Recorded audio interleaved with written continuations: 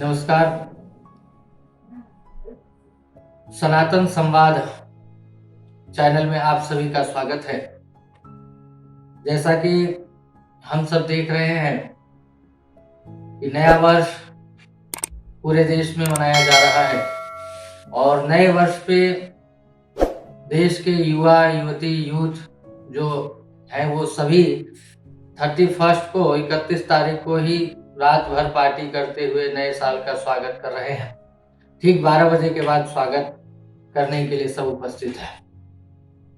मैं डॉक्टर दयानिधि सेवार्थी आज इस विषय पर बात करने के लिए उपस्थित हूँ और हमारे बीच में सनातन परंपरा को, सनातन संस्कृति को जीवंत करने के लिए संस्कृत कुलम के आचार्य प्रवर धनंजय जी उपस्थित हैं। मैं आपका स्वागत करता हूं अपने इस चैनल पर। और मैं आज के परिप्रेक्ष्य में, जहां युवा नए साल मनाने में लगे हुए हैं और सनातन परंपरा की जो संस्कृति है उससे दूर हो रहे हैं, तो ऐसे में आपका क्या संदेश होगा इन युवाओं के लिए, इन नौजवानों के लिए, वो अपने संस्कृति से, जैसा कि हम जानते हैं कि ये अंग्रेजी नया वर्ष है और भारतीय परंपरा में सनातन संस्कृति में जो नया वर्ष चैत्र मास से आएगा, तो इस पे आपका क्या संदेश होगा इन युवाओं के लिए? नव वर्ष का परिपालन कब से शुरू हुआ है?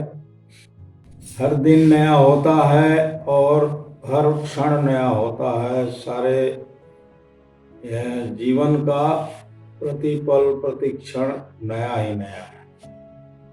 इसलिए नव वर्ष ही मनाने का कोई औचित्य नहीं है। हर क्षण हमें नवीनता का अनुभव करना चाहिए और जो केवल एक खास दिनों में अपने नयापन महसूस करते हैं, या तो बाकी दिनों में क्या आप जो है मैंने सोए हुए थे जो आज मतलब जागे हैं? तो ये जो है हर महीने, हर दिन, हर क्षण, हर पल नया करिए। नहीं, जैसा कि नए साल पे उत्साह, नहीं, वो मतलब पहले हम पृष्ठभूमि को देखेंगे कि नव वर्ष का जो है परिपालन कब से हुआ है। चाहे वो यानी विश्व का कोई भी नया वर्ष हो। अब अभी पूरे विश्व में अनेक प्रकार के कैलेंडर चल रहे हैं और उसमें हमें बहुत से नए वर्ष शरद ऋतु में शुरू हो, बहुत से नए वर्ष जो है बसंत ऋतु में शुरू हो, बहुत से नए वर्ष कार्तिक महीने में दीपावली के बाद शुरू होता है। गुजरात में जैसे नया साल मनाते हैं। हाँ, इस प्रकार जो है हम देखते हैं कि नए वर्ष जो है, नया वर्ष का कोई एक सुनिश्चित सिद्धांत अभी तक नहीं बन पाया। तो हमें कम से कम जो है हमारे जो भारतीय परंपरा के जिनका नक्षत्र के आधार पर नामकरण हुआ है, जैसे चैत्र में चित्रा नक्षत्र से चैत्र बनता। जिस पूर्णिमा को चित्रा नक्षत्र होता है और उसी को चैत्र मास कहते हैं। चित्रा नक्षत्र के कारण चैत्र हुआ। नहीं, आज के जो यूथ है, युवा है, उन्हें तो अपने जो है पूर्वजों के बारे में ही नहीं पता, तो ग्रह नक्षत्रों के बारे में कैसे जान पाएंगे? उस पर हमारे ऋषियों की बहुत बड़ी दृष्टि, अर्थात नक्षत्रों की गति को देख करके, जान करके, ज्योतिष के आधार पर बनाया गया जो है मास है। चित्रा पर आधारित चैत्र मास है और विशाखा पर आधारित वैशाख मास है, ज्येष्ठा पर आधारित ज्येष्ठ मास है और आषाढ़ा पर आधारित आषाढ़ मास है। इसी तरह श्रवणा पर आधारित श्रावण मास है और कृत्तिका पर आधारित कार्तिक मास है। भाद्रपद पर आधारित भाद्रपद मास है और अश्विनी नक्षत्र पर आधारित आश्विन मास है। उसके बाद जो है ये आपके इसमें आता है मृगशिरा पर आधारित मार्गशीर्ष मास है और पुष्य पर आधारित पौष मास है। मघा नक्षत्र पर आधारित माघ मास है। फल्गुनी नक्षत्र पर फाल्गुन मास है। इस प्रकार 12 नक्षत्रों के आधार पर 12 मास चलते हैं। तो ये एक परंपरा बनती है कि जो है प्रकृति के साथ हमारा मास किस प्रकार जुड़ा हुआ है। तो उत्सव मनाने के लिए जनवरी महीने में जो युवा वर्ग है जिसको जो है एक अच्छे इसको उत्सव के आधार पर जो है इसका परिपालन करते हैं। इसमें हमको ध्यान रखना चाहिए कि चैत्र मास का समय जो है वसंत का समय होता है और वसंत के समय में जो उत्साह और उल्लास प्रकृति में होते हैं वो अभी प्राय इसमें जनवरी मास में प्राय वो ऋतु में साम्य नहीं होता, अर्थात जो है शीत ऋतु होती और उसके साथ ही जो है इसमें एक विशेष जो है वातावरण में वो सात्विकता नहीं होती।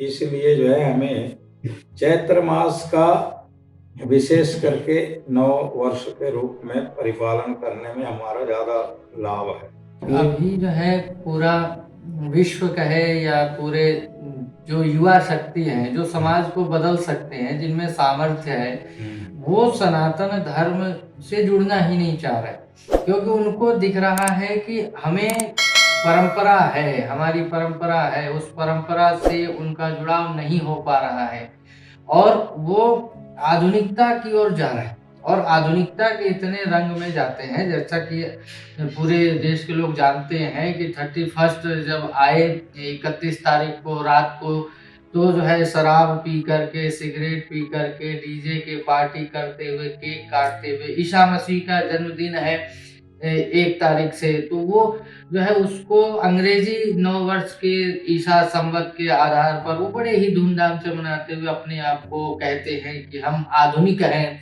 हम जो है एक यूथ हैं, युवा हैं, हम ऐसे घिसी पिटी लकीर के फकीर, ये ग्रह नक्षत्र, ये परंपरा, इससे हमें नहीं जुड़ना है।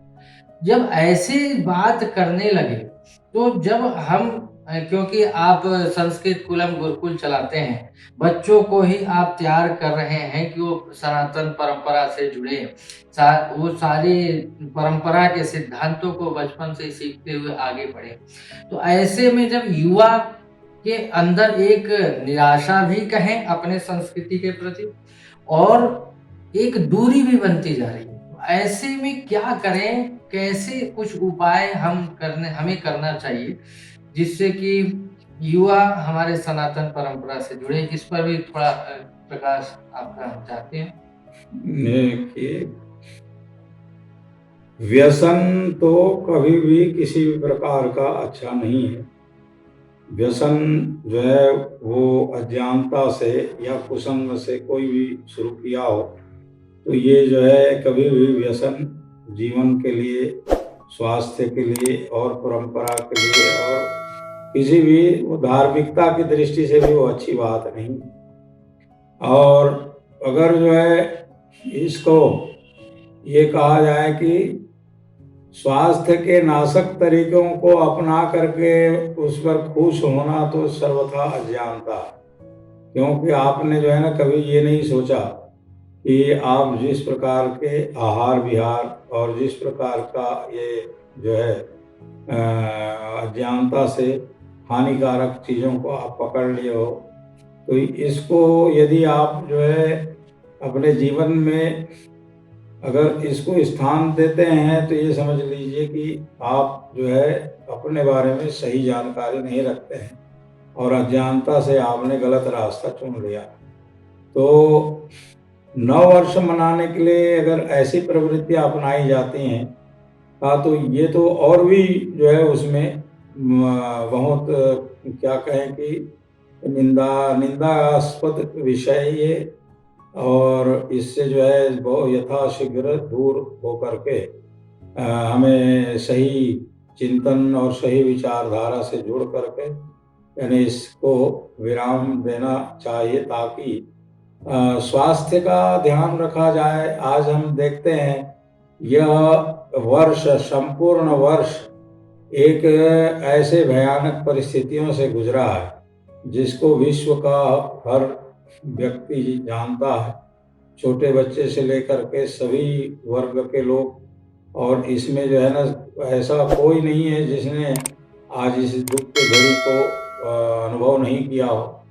तो अब नए वर्ष में ऐसे कुप्रवृत्तियों को अगर कोई अपने जीवन के साथ जोड़ करके रखा है तो ये तो वह जो है सर्वथा ही अनुचित बात होगी। इसलिए जो है आहार विहार की शुद्धता तो कम से कम रहनी ही चाहिए। जैसा कि हम लोगों ने देखा, सनातन संवाद चैनल से आप सभी जुड़े हैं, आप सभी देख पा रहे हैं हमारे बीच में आचार्य प्रवर धनंजय जी हैं, जो कि सीधी सीधी बात कह रहे हैं कि यदि नशा में फंस करके अगर कोई इसको नशे के लत में डूब करके और कहे कि मैं नया साल मना रहा हूँ, ये बिल्कुल निंदनीय है, इससे दूर रहना होगा।